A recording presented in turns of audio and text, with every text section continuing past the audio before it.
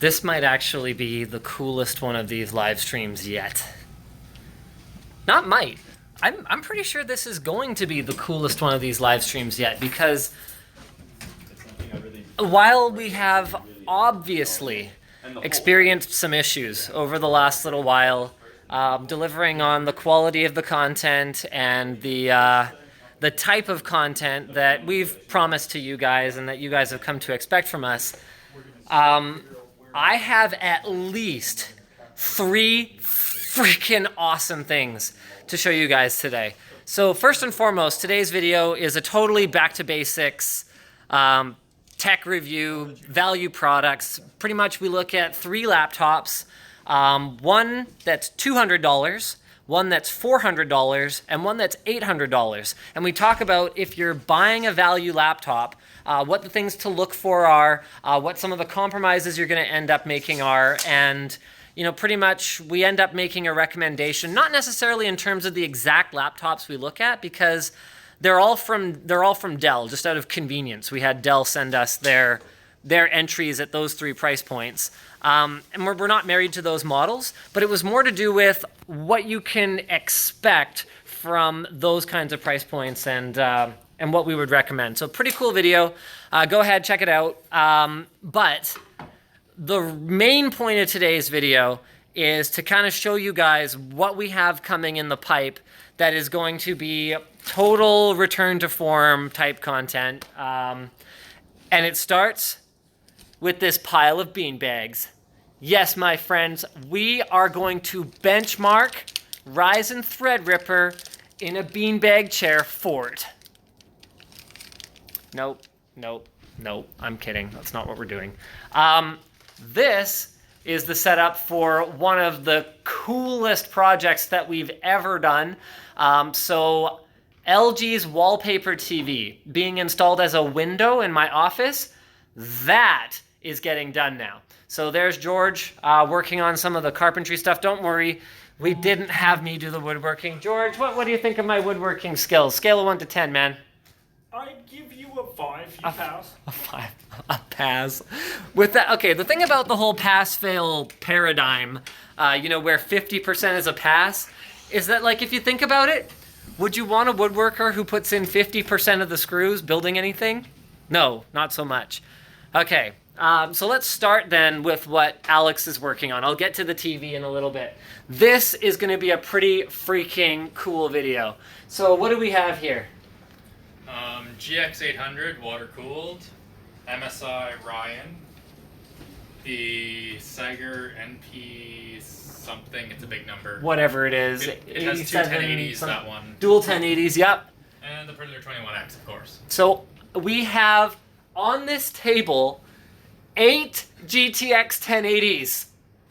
8 GTX 1080s! Every one of these laptops runs dual 1080 SLI. So this will be the ultimate laptop showdown. And we don't mean the ultimate laptop showdown. That would be different. This is a showdown of ultimate laptops. So Alex is going to get these benchmarked against each other. We're going to overclock them all. And we are going to solve once and for all the supreme first world problem of what is the best gaming laptop possible in terms of performance.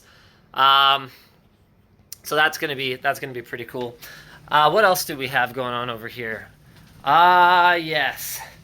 In this corner, well, Jake isn't here right now, but I think he doesn't have it up. Our laptop charging cart is here. So we're actually going to be opening that box up today and having a look at the fruit of his labors. This is another one. So I'm actually going to be going over the script and the benchmark numbers and all the good stuff for this guy later on today. That's on my to-do list. But this is the ASRock Desk Mini 1080. That's right, baby. GTX 1080 graphics plus a Core i7 7700. I would have to assume we've got like 16 gigs of RAM in there, NVMe SSD. What's that? 32? 32 gigs of RAM. Okay, Alex apparently went balls to the wall. So we're looking at the top end configuration of this thing, and it's available actually with more sort of sensible components as well. So it goes down to a GTX 1060, but you can kind of extrapolate based on how the 1080 does. The 1060 will be slower and it'll run cooler and consume less power. So this is freaking exciting to me because, like here, iPhone SE for scale, man. Look how small this thing is. It's incredible. Or like water bottle. Yeah, well, you can't use a water bottle for scale. All water bottles are different. Use a banana or 1080. Yeah, a banana would work. Wait, Yeah, we can use wait. a GTX Oh yeah, we can use a GTX 1080. Or sort of. I mean, that's a Titan, but whatever. You get the point. So that is just a graphics card for scale with similar performance. No, is this a Titan X or XP? No, this isn't. Yeah, okay, yeah, with similar performance actually to the 1080 that's in there. Unfreaking real. Also, Anthony is making great progress on both of his upcoming many core processor projects. So Knight's Landing, that's the 64-core, 256-thread processor that's running in this Supermicro board.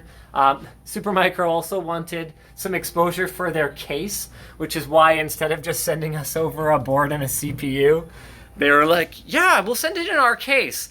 So naturally it'll end up in the B-roll. Anyway, so yeah, Supermicro does do like gamer cases and stuff. So that ended up working in Windows. So hopefully was that a big spoiler? Well, I mean, it was a spoiler for people who didn't think it would run in Windows. Yeah, and some fairly educated people like Dr. Kinghorn over at Puget Systems were quite uncertain that it would run in Windows. So we've got it running in Windows. It's actually running CentOS right now, though, so that we can perform some more applicable benchmarks on it. So that's cool. And speaking of things that are many, many CPU cores and pretty cool, this is because here's the thing, Knight's Landing, not designed for conventional x86 workloads in a lot of ways. Like, its single-threaded performance is abominable. I mean, it's 64 cores on a single chip. Want a like slight spoiler? Oh, yeah, I'd love a spoiler. Well, how spoiler is it? Okay, well, it's a little bit spoiled. No, too spoilery. That's okay. That's okay. We're not going to show you guys performance yet. But the point is, it is not designed for conventional x86 workloads. I mean, Knight's Landing, the socketed CPU, actually was born from, what was it called? Larrabee. That's right. Project Larrabee. Intel's GPU that never got off the ground. So up until recently, I think we might have talked about this on WAN Show. It was a topic. I don't know if we ended up actually covering it. But they recently discontinued the PCI Express version of Knight's Landing, focusing on this motherboard socketed version. So really it's designed for like AI type workloads, machine learning, that kind of thing, stuff that GPUs are good at. This guy right here is more about conventional x86 workloads. It's just a little bit older. So we're revisiting the idea of older high-end server hardware as a sort of a budget workstation or gaming rig. So that is what you think it is, my friends. That is a quad Opteron motherboard with 64 cores on it. So each of those is a 16 core, right? Yep. Yep. 64 cores. These are the 8 cores that came pre-installed in one of the boards that we ordered that ended up not working. Cost us what, $500-600 or something like that, because it took us so long to get the project because it was buried in the construction that it was too late for us to do anything. But anyway, I'm not upset. I'm a little upset. But the point is that, right, you can install, well, 8 cores or 16 core processors in it. So that gives us 64 processors. I believe these are 4 gig sticks of memory, so that'd be 16 per, 64 gigs. I believe so. 64 gigs of DDR3 memory. And then, of course, we've got, standard PCI Express, X16. It's fine, still working, right? Yeah, still working. PCI Express X16. So we're going to look at gaming workloads, workstation workloads, and we're going to be comparing against modern stuff that you can buy, like a Ryzen Threadripper, for example. You know, would you be better off just buying some older server grade stuff? Pretty cool. And of course, I haven't shown you guys yet the progress that has been made in here. Dun, dun, dun. Check it out, you guys. The signature window wallpaper TV is in. It's in. That's right. So we haven't actually fired it up yet. We haven't seen what it looks like, but I am super stoked on that. Guys, I'm reading the comments. I have no idea what to tell you about the stream being blocky, other than just that I don't really know what you guys expect from a front-facing camera on a cell phone as I walk around the office. Not really sure what to tell you guys. But yes, we have a gigabit connection, so clearly that's not the issue. All right, what else do we have going on around here? Okay, going downstairs. Right. A good old-fashioned build guide. So Brandon and James are working on shooting some of the steps right now. Check this out. Oh yeah, there we go.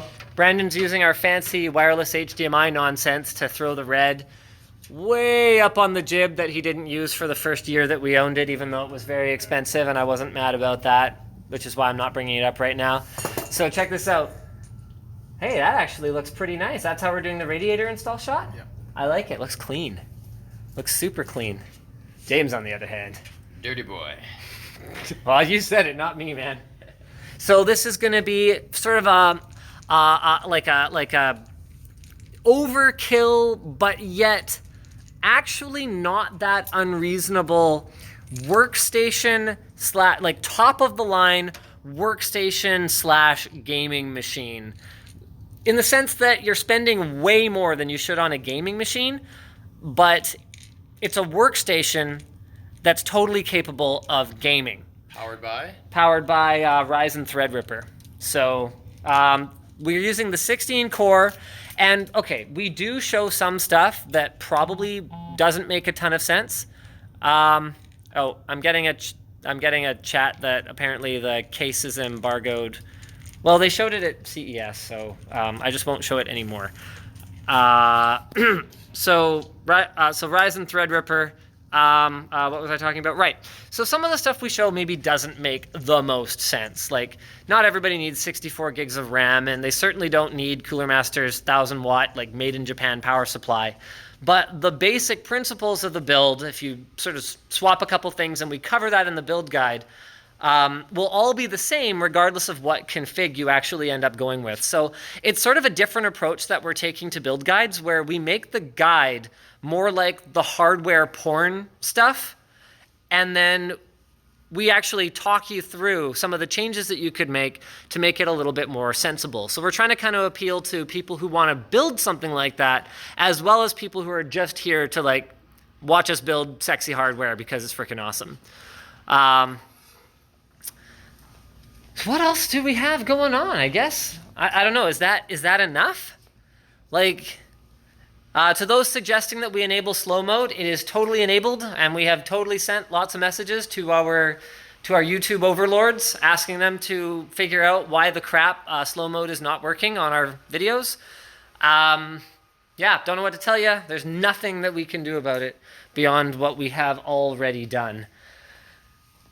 So I guess that's pretty much it. So today's video is, wow, I don't even remember anymore. Right, those cheap Dell laptops, where we kind of talk about cheap laptops, what you're giving up, what you're getting, what we think makes sense.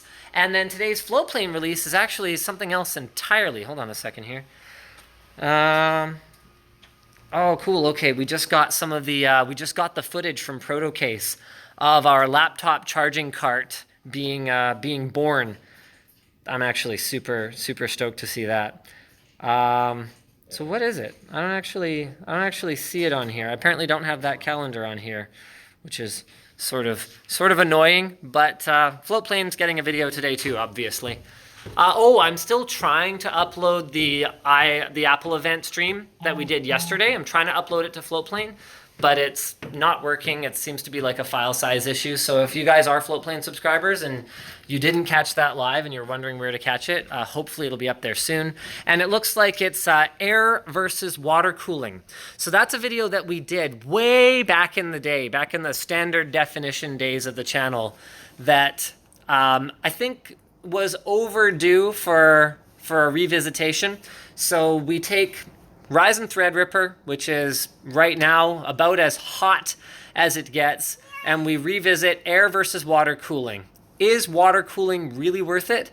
And that's going up on Floatplane right now. So I will see you guys in VOD form. This is live. That won't be live, but I'll sort of see you guys. You guys will see me at on YouTube or Floatplane, depending on which of those you want to watch. Hey, Nick, is it live? Yeah. Cool. So video's live, and there you go. Links are in the chat. I wonder if we enable slow mode, are we not going to be able to spam? Or can we spam? Look at him spam. Look at that spam. Nick spam. We can spam with the best of them. All right. See you guys.